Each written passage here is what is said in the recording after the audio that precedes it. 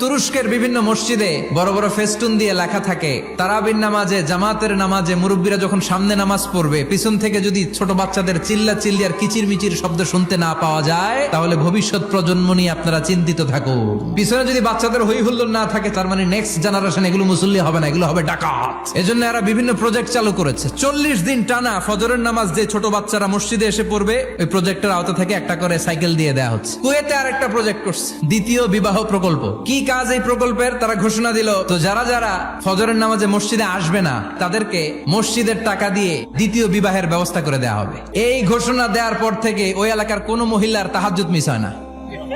ফজর তো অনেক দূরে, তাহাজ্জুদের সময় থেকে হাজবেন্ডের ডাকা শুরু করে, মসজিদে যাও। অনেক দেশে তারাবি পড়েছি রামাদানে, ছোট বাচ্চারা পিছনে অনেক কিচির মিচির করে। হঠাৎ অ্যানাউন্সমেন্ট দেয়, বাবা মারা ছেলে মেয়েদেরকে শান্ত করেন। কিছুক্ষণ শান্ত, 2 রাকাত পর আবার চিল্লাচিল্লি। এজন্য ছোট বাচ্চাদেরকে মসজিদ থেকে তাড়িয়ে দেওয়া যাবে, এদেরকেও নিয়ে যান।